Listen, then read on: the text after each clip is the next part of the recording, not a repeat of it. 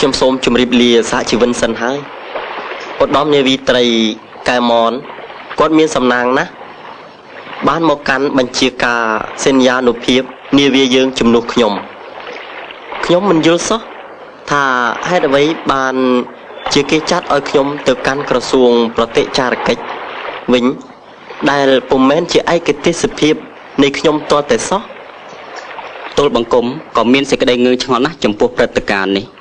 កូនចៅមករៀនយើងស្ដាយព្រះអង្គណាស់សូមថ្វាយពរឲ្យបានជោគជ័យក្នុងមុខតំណែងថ្មីកំបីគ្លៀងគ្លាតដែរធ្វើកងត្រេសប្យូណាសបើជៀសវាងនៅទោសធ្ងន់ដោយបរាជ័យបានហៅថាប្រសើរណាស់ហើយរីឯជោគជ័យវិញទោះបីរកបានមួយដងមួយយាមក៏មេបញ្ជាការគេត្រូវទុកជា secret data ដែរដូច្នេះ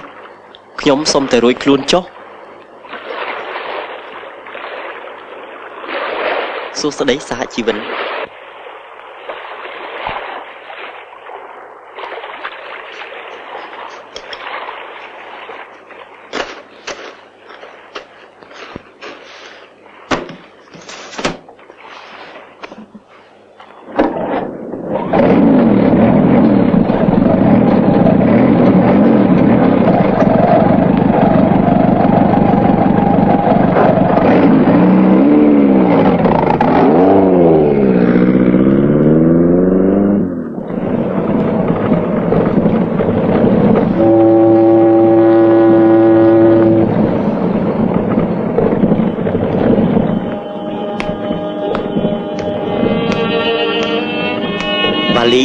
ខ្ញុំបានដាក់ក្នុងកាមេរ៉ាណែតអស់ហើយឥឡូវឯកឧត្តមអាចចេញដំណើរទៅភ្នំពេញបានចាអរគុណ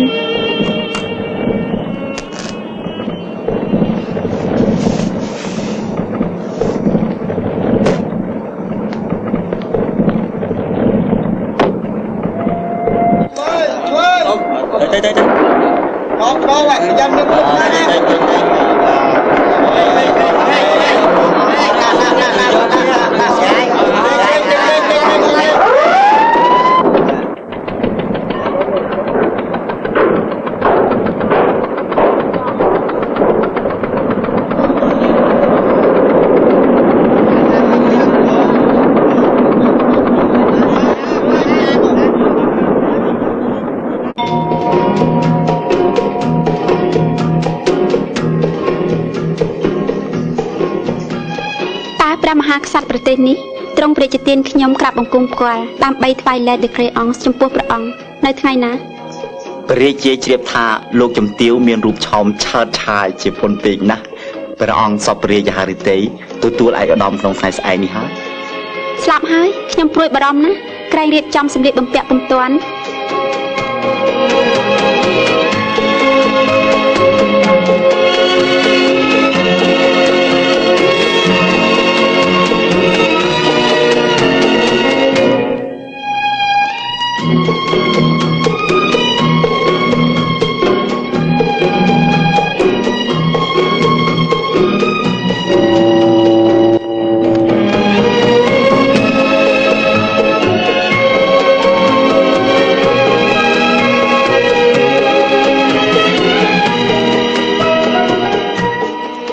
អនុវិល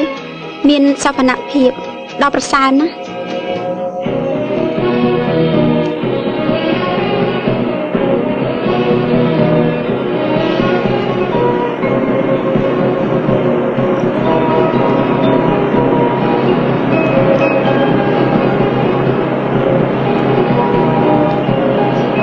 ហើយថ្នល់នេះទៀត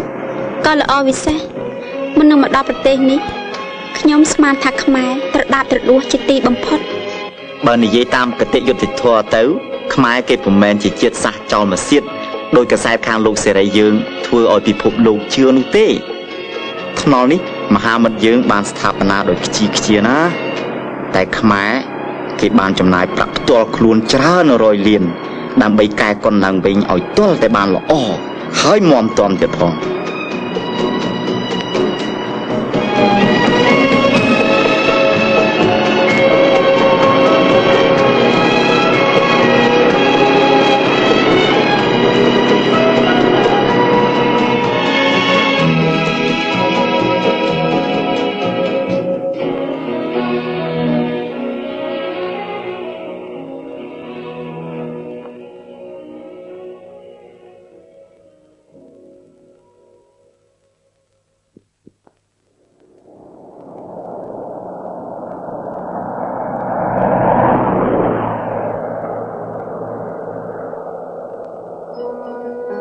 តើភ្នំពេញល្អស្អាតដូចសៀហនុវិលដែរឬភ្នំពេញជាក្រុងធំជាងសៀហនុវិលច្រើនហើយសង្គមរាស្ត្រនិយមគេបានតាក់តែងឲ្យមានប្រណិតភាព The Class International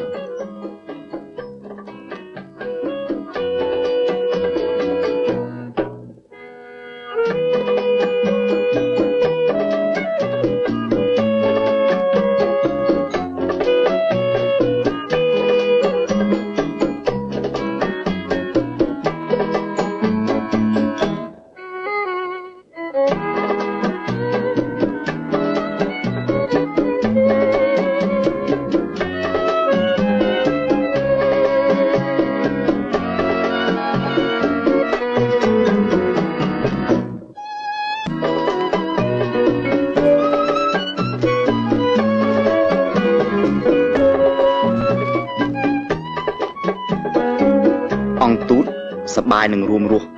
នៅទីក្រុងភ្នំពេញណាខ្ញុំពុំដឹងហេតុអ្វីបានជារដ្ឋាភិបាលយើងតែងតាំងខ្ញុំឲ្យធ្វើឯករដ្ឋទូតប្រចាំប្រទេសខ្មែរព្រោះខ្ញុំពុំមានចំណេះវិជ្ជាក្នុងវិស័យនយោបាយនិងទូតនេះសោះរដ្ឋាភិបាលយើងជូនមុខតំណែងនេះចំពោះលោកជំទាវព្រោះសាកលមហាវិទ្យាល័យនៃរដ្ឋធានីយើងត្រូវការជូនឲ្យឧត្តមសិក្សាឲ្យជ្រៅជ្រះនៅសាវតាខ្មែរបុរាណហើយជាពិសេសនៅបុរាណវត្ថុវិទ្យាខាងអង្គរចាស់ការនេះពិតមែនខ្ញុំមានសញ្ញាបត្រជាវេជ្ជបណ្ឌិតខាងបុរាណវត្ថុវិទ្យាសាកលមហាវិទ្យាល័យយើង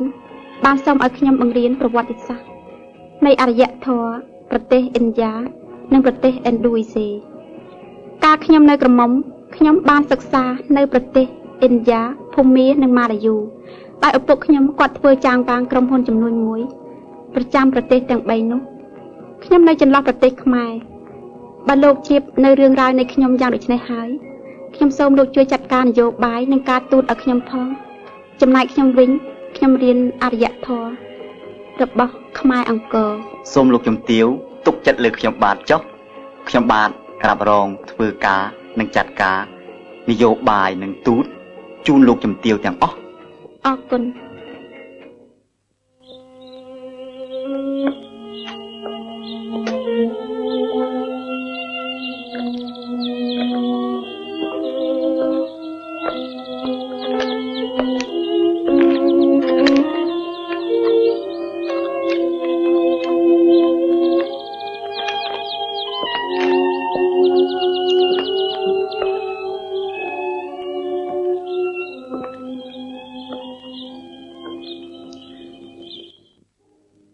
លោកសូមឲ្យសូហ្វឺបញ្ឈប់ឡានយើងសិនព្រោះមានលោកអូហ្វីសៀលធំម្នាក់ខូចឡានគាត់នៅកណ្ដាលផ្លូវគួរតែយើងស្រោចស្រង់គាត់កុំបញ្ឈប់ឡានយើងធ្វើដំណើរតទៅទៀតទៅល្អជាងព្រោះមនុស្សនេះគាត់ស្អប់ពួកលោកសេរីយើងណាស់គាត់ពុំដែលព្រមតាក់ទងនឹងអមសាទយើងទាល់តែសោះបាទដូច្នេះយើងត្រូវតែជួយគាត់ជាការចាំបាច់ដើម្បីបង្ហាញឲ្យគាត់ឃើញម្ដងថាពួកលោកសេរីមានច្បាប់ទម្លាប់ល្អសូហ្វឺចូលអ្នកថយឡានយើងទៅជួយលោក Officier de Marine ដែលខូចឡាន Avozok, Votre Excellence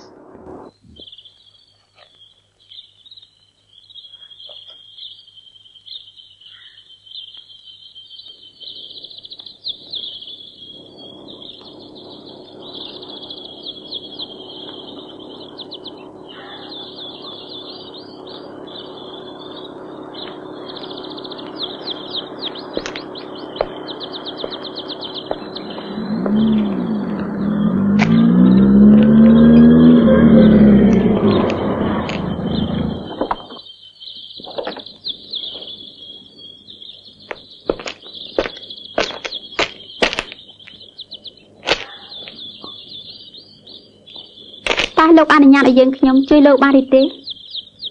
សូមលោកជំទាវមេត្តាអភ័យទោសខ្ញុំផងទៅចុះអាវេតគឺអេម៉ូសង់របស់ខ្ញុំធំពេកទៅបណ្ដាលឲ្យខ្ញុំភាំងស្មារតីអស់បាត់បង់នៅវោហារកពាក្យសម្ដីអ្វីនឹងថ្លែងជូនពុំកើតឡើយអ្នកបើកឡាននឹងលោកហ្វេណូដូចូលអញ្ជើញទៅជួយកាយកុនម៉ាស៊ីនណាជីបលោកឧត្តមនាវី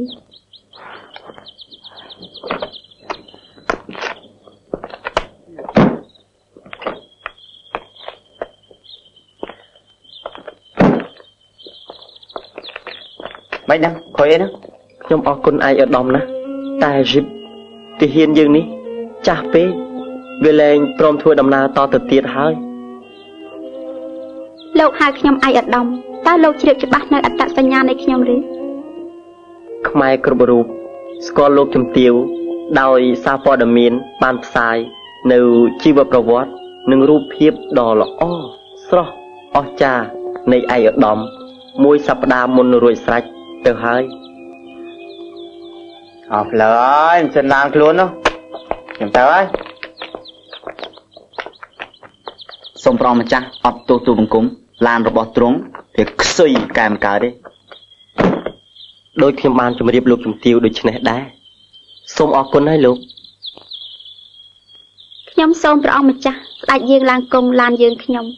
ដើម្បីជាកិត្តិយសខ្ពង់ខ្ពស់ដល់ប្រទេសជាតិយើងខ្ញុំ សេចក្តីអមន្តនានៃឯកឧត្តមជាបញ្ជាដែលខ្ញុំត្រូវតែទទួលប្រតិបត្តិតាម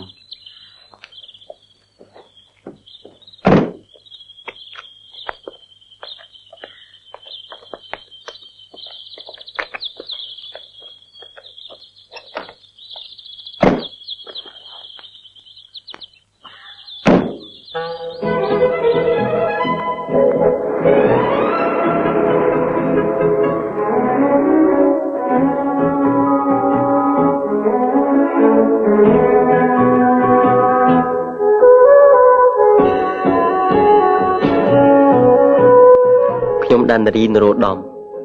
ឧត្តមនាវីត្រីនៃកងយោធពលខេមរៈភូមិន្ទអគ្គបញ្ជាទើបនឹងផ្លាស់ខ្ញុំពីមូលដ្ឋានកងនាវាយោធានៅរៀមឲ្យទៅកាន់ក្រសួងមួយដែលនៅក្នុងសេនាធិការនៃរាជធានីភ្នំពេញ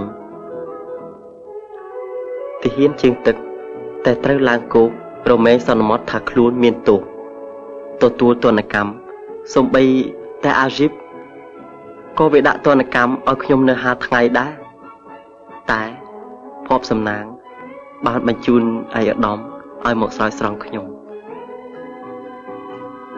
ខ្ញុំលើថាព្រះអង្គម្ចាស់មិនសូវពេញប្រតិយចំពោះប្រទេសជាតិយើងខ្ញុំទេ ព្រះអង្គម្ចាស់លោកពុំដែល accepter invitation នៃអម្បាសាទយើងមួយដងណាសោះឡើយ សូមលោកជំទាវនិងលោកវ៉ាហ្គាសកុំប្រកាន់ទោសខ្ញុំព្រោះខ្ញុំមានភារកិច្ចនៅប្រចាំការឯរៀមតែឥឡូវខ្ញុំត្រូវផ្លាស់ទៅភ្នំពេញវិញហើយដូច្នេះខ្ញុំមានលទ្ធភាពទៅគោរពឯកឧត្តមនៅអម្បាសាទតាមសេចក្តីអញ្ជើញរបស់ស្ថានឯកអគ្គរដ្ឋទូតនេះ ខ្ញុំមានសេចក្តីសោមនស្សណាស់សូមអរព្រគុណជាអនេក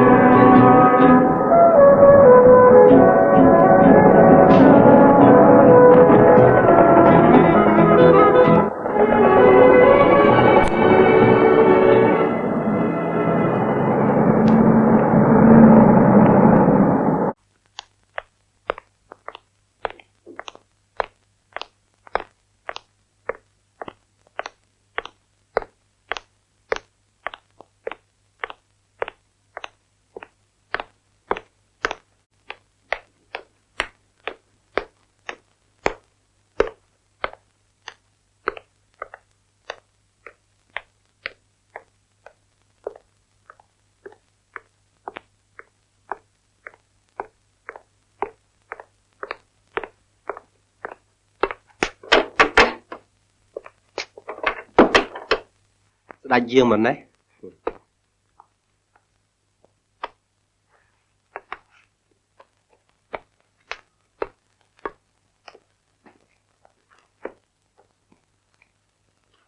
ស្ដេចគង់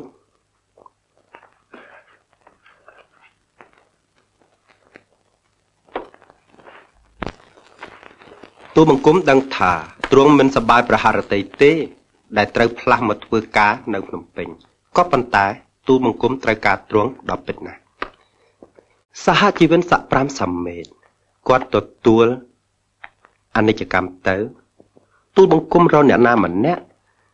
ឲ្យជំនួសគាត់ឲ្យពេញសមត្ថភាពពុំបានសោះ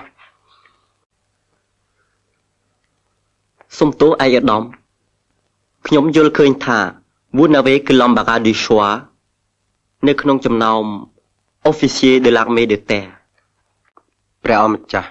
មានបន្ទូលនេះមិនជាខុសទេបើយើងគិតពីការ contre-espionnage ទូទៅតែក្នុងបច្ចុប្បន្ននេះទូលបង្គំមានការចម្លែកមួយដែល necessity វរជនម្នាក់មានសមត្ថភាពចូលទៅក្នុងមជ្ឈដ្ឋានបរទេសមជ្ឈដ្ឋានទូតជាពិសេស ដូច្នេះឯកឧត្តមទុកខ្ញុំជា officier de salon pas du tout ទេពុំមែនយ៉ាងនេះទេតែ votre rang d'altesse royale impressionnera ces gens toutes les portes vous seront ouvertes សហជីវិន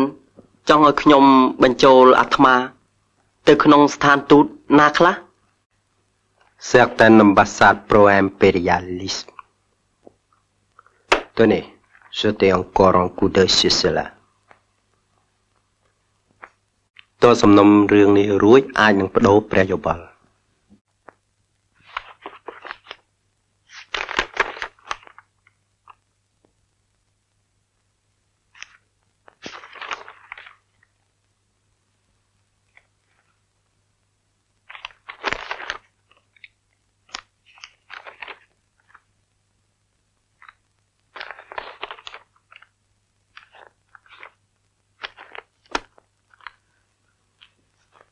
រឿងនេះដូចជាមានសារៈសំខាន់យ៉ាងសម្បើមបើជាការនេះពិតមែនយើងមានការតបកិច្ចអាកាត់ឬគល់នៃរោគកំណាចនេះឲ្យទាន់ពេលវេលាដើម្បីជៀសវាងនៅមរណភាពជូនដល់ប្រទេសជាតិយើង ដូច្នេះទ្រង់លែងប្រកាន់ទោសទូបង្គំហើយ ខ្ញុំពុំបានប្រកាន់ទោសអ្វីចំពោះឯកឧត្តមទេព្រោះធម្មតាទាហានត្រូវតែប្រតិបត្តិតាមបញ្ជាដោយពុំប្រកែកតែខ្ញុំព្រួយបារម្ភណាស់ខ្លាចក្រែងតែពុំមានសមត្ថភាពបំពេញកិច្ចនេះដោយជោគជ័យបូជាមាតុភូមិ Tout ira bien, vous verrez. D'ailleurs, vous avez eu un magnifique commencement. សហជីវិនចង់មានប្រសាសន៍អំពីរឿងខូចឡានជីបខ្ញុំនៅកណ្ដាលផ្លូវឬ នឹង